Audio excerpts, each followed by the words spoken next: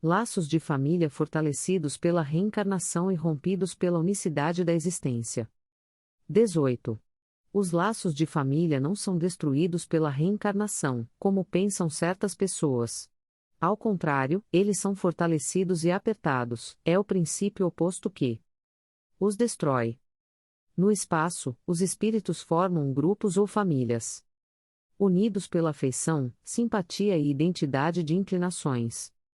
Esses espíritos, felizes por estarem juntos, se procuram vá. Encarnação só os separa momentaneamente, visto que, após retornarem à erraticidade, eles se reencontram como amigos ao retornarem de uma viagem. Muitas vezes, também, seguem juntos na mesma encarnação, onde são reunidos na mesma família, ou no mesmo círculo, trabalhando juntos para o seu mútuo adiantamento. Se uns estão encarnados e outros não, mesmo assim não deixam de estar unidos. Pelo pensamento, os que estão livres se interessam pelos que estão cativos, ou seja, encarnados os mais avançados. Procuram fazer progredir os atrasados. Após cada existência, terão dado mais um passo no caminho da perfeição. Cada vez menos ligados à matéria, sua afeição é mais viva. Por isso mesmo mais depurada, pois não é mais perturbada pelo egoísmo nem pelas paixões.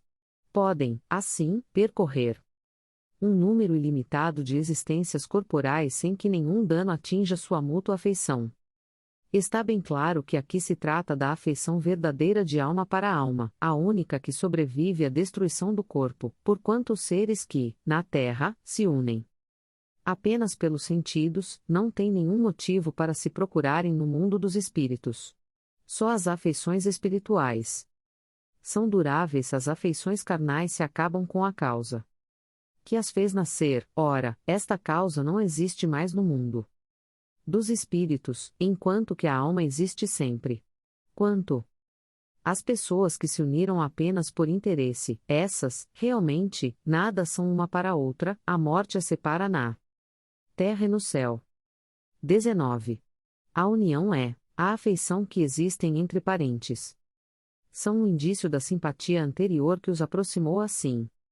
Costuma-se dizer que uma pessoa não é da família quando seu caráter, seus gostos e inclinações não têm nenhuma semelhança com os de seus parentes. Ao se dizer essas palavras, enuncia-se uma verdade maior do que se supõe. Deus permite essas encarnações de espíritos antipáticos ou estranhos nas famílias, com o duplo objetivo de servir de prova para uns, e de meio de adiantamento para outros. Os maus se melhoram pouco a pouco em contato com os bons e pelos cuidados que deles recebem seu caráter se abranda, céus. Hábitos se depuram, as antipatias se desfazem. É assim que se estabelece a fusão entre as diferentes categorias de espíritos, como se estabelece, sobre a terra, a fusão entre as raças e os povos. 20. O receio do aumento indefinido dos parentes. Em consequência da reencarnação, é um temor egoísta, que prova que não se possui um amor bastante amplo para alcançar um grande número de pessoas. Um pai que tem vários filhos sente menos amor por eles do que se tivesse apenas um. Mas, que os egoístas se tranquilizem, esse temor é infundado. O fato de um homem ter passado por 10 encarnações, não significa que vai encontrar no mundo dos espíritos 10 pais, 10 mães, 10 mulheres e um número proporcional de filhos e de novos parentes ele encontrará. Sempre aqueles mesmos que foram motivo de sua afeição, que na terra estiveram ligados a ele, com designações diferentes, ou de igual maneira. 21. Vejamos agora as consequências da doutrina antirreencarnacionista. Essa doutrina anula, necessariamente, a preexistência da alma e, as almas sendo criadas ao mesmo tempo que o corpo, não existe entre elas nenhum laço anterior, são completamente estranhas umas às outras. O pai é estranho ao seu filho e a filiação das famílias achase assim reduzida somente à filiação corporal, sem nenhum laço. O espiritualismo não há, pois, nenhum motivo para se glorificar de haver tido por antepassados esses ou aqueles personagens ilustres. Com a reencarnação, antepassados e descendentes podem ter se conhecido, vivido juntos, terem se amado, e se reunirem mais tarde, a fim de estreitarem seus laços de simpatia. 22. Isso em relação ao passado. Quanto ao futuro. Segundo um dos dogmas fundamentais que decorrem da não reencarnação, o destino das almas está irrevogavelmente fixado após uma única existência. A fixação definitiva do destino traz, como consequência, a interrupção de todo progresso, visto que, se há qualquer progresso, não há mais destino definitivo fixado. Conforme tenham vivido, bem ou mal, as almas vão de imediato para a morada dos bem-aventurados ou para o inferno eterno. Assim, elas são imediatamente separadas para sempre, sem esperança de algum dia se reencontrarem, de tal maneira que pais, mães e filhos, maridos e esposas, irmãos, irmãs, amigos, jamais estão certos de voltarem a se rever. É o rompimento absoluto dos laços de família. Com a reencarnação, e o progresso que é uma consequência dela, todos aqueles que se amaram se reencontrarão sobre a terra e, no espaço, caminham juntos para chegar até Deus. Se falharem no caminho, retardarão seu adiantamento e sua felicidade, mas suas esperanças não estão totalmente perdidas. Ajudados, encorajados e sustentados por aqueles que os amam, um dia sairão do lamaçal em que se atolaram. Enfim, com a reencarnação, existe uma perpétua solidariedade entre encarnados e desencarnados, daí o estreitamento dos laços de afeição. 23. Em resumo, 4 alternativas se apresentam ao homem para o seu futuro além-túmulo. Primeiro, nada, segundo a doutrina materialista. Segunda, a absorção no todo universal, conforme a doutrina panteísta. Terceira, a individualidade da alma, com fixação definitiva do destino, em conformidade com a doutrina da Igreja. Quarta, a individualidade da alma, com progressão infinita, segundo a doutrina espírita.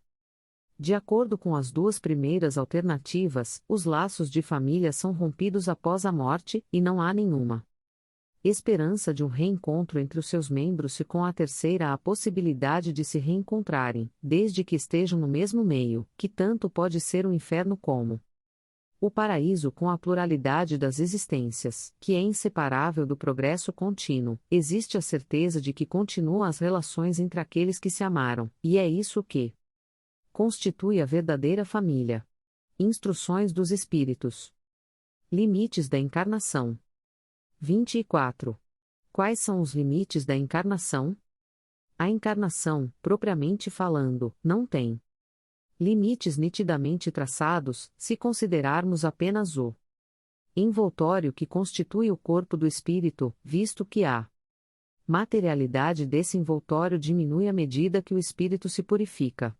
Em certos mundos mais avançados que a Terra, ele já é menos compacto, menos pesado e menos grosseiro, e, por consequência, menos sujeito a vicissitudes. Sem um grau mais elevado, é diáfano e quase fluídico.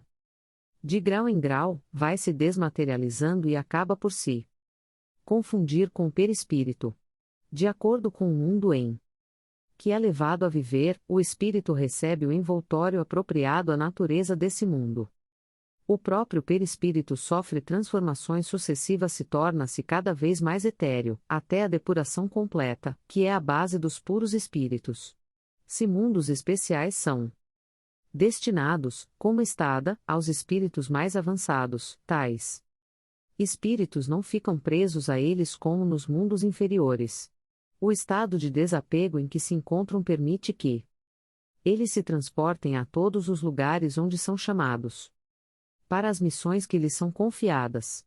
Se considerarmos a encarnação do ponto de vista material, tal como acontece na Terra, poderemos dizer que ela está limitada aos mundos inferiores. Consequentemente, depende do espírito libertar-se mais ou menos rapidamente da encarnação, trabalhando pela sua depuração.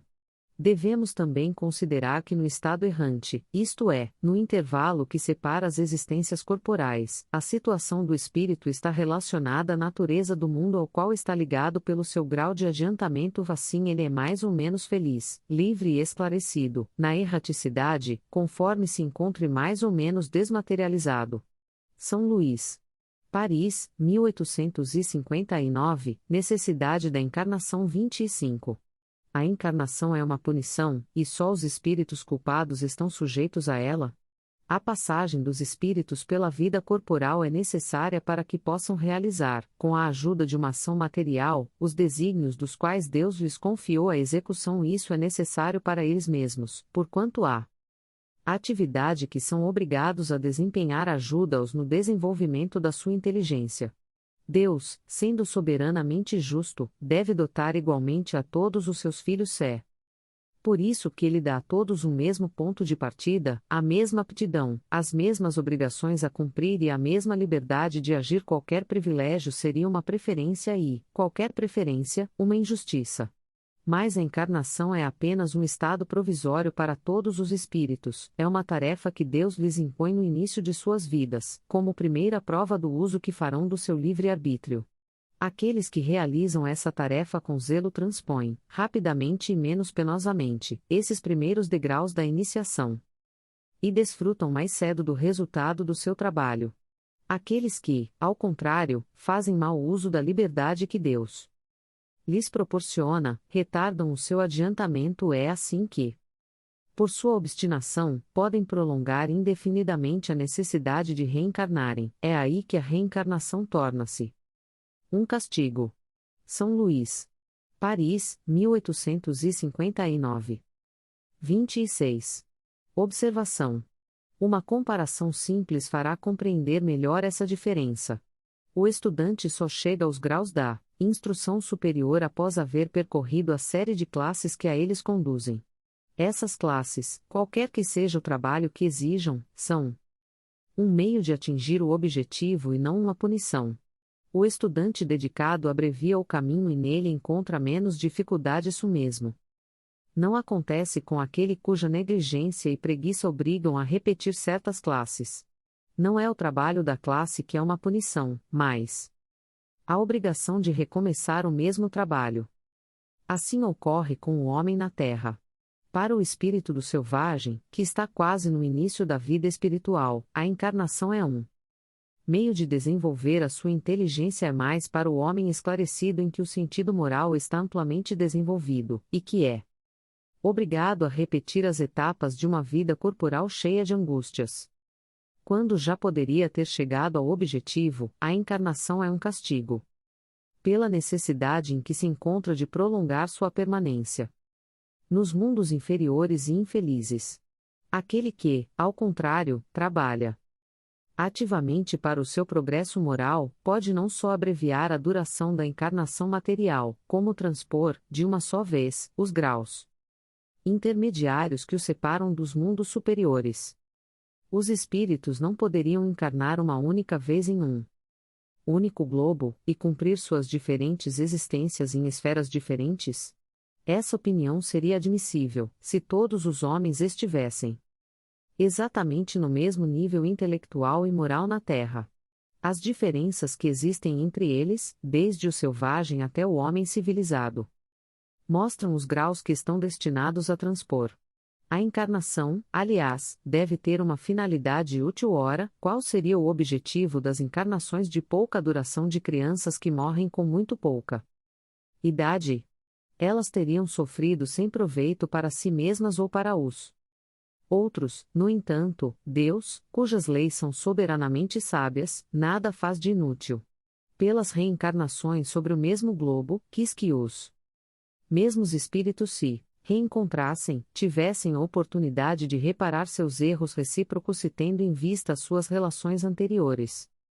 Ele quis ainda estabelecer os laços de família sobre uma base espiritual e apoiar, sobre uma lei natural, os princípios de solidariedade, fraternidade e igualdade.